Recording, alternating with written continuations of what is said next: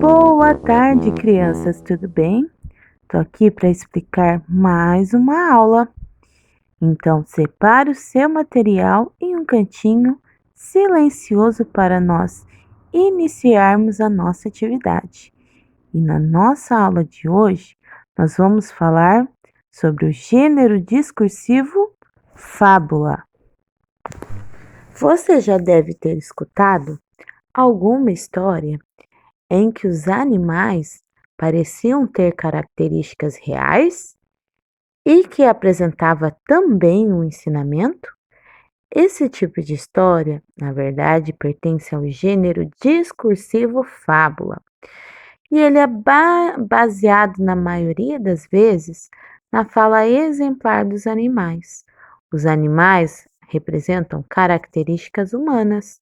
Eles têm defeitos, qualidades, características, vícios, e o objetivo é transmitir um ensinamento, que também é chamado de moral da história.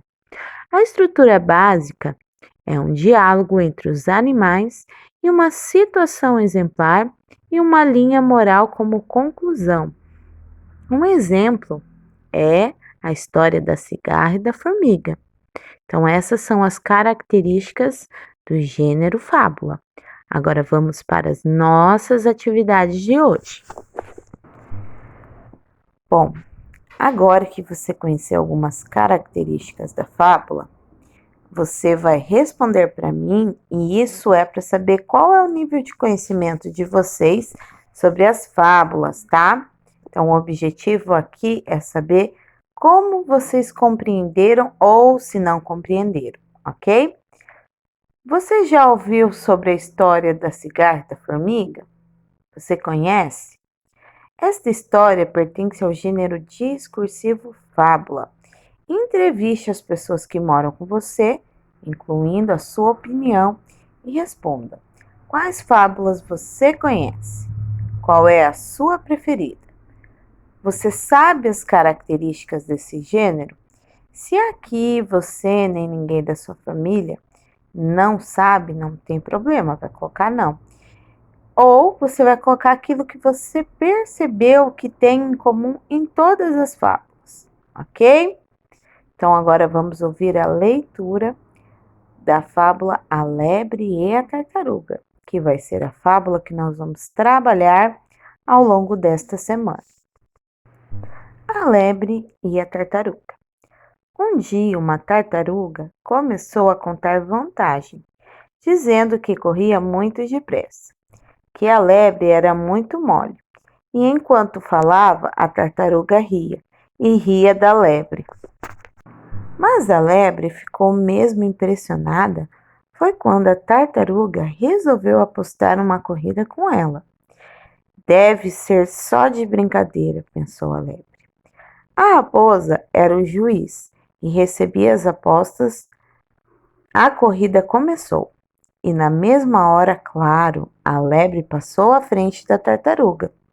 O dia estava muito quente, por isso, lá pelo meio do caminho, a lebre teve a ideia de brincar um pouco. Depois de brincar, resolveu tirar uma soneca, à sombra fresquinha de uma árvore. Se por acaso a tartaruga me passar, é só correr um pouco e fico na frente de novo, pensou. A lebre achava que não ia perder aquela corrida de jeito nenhum. Enquanto isso, lá vinha a tartaruga, com seu jeitão, arrastando os pés, sempre na mesma velocidade, sem descansar nenhuma vez, só pensando na chegada.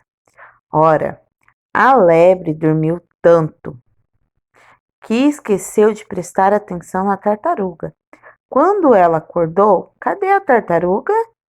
Bem que a lebre se levantou e saiu zunindo, mas nem adiantava. De longe ela viu a tartaruga esperando por ela lá na linha de chegada. Esta fábula é de Esopo. Então você percebe aqui que a tartaruga, ela foi persistente, né?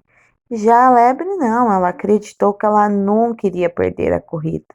Então, ela acabou menosprezando a capacidade da tartaruga.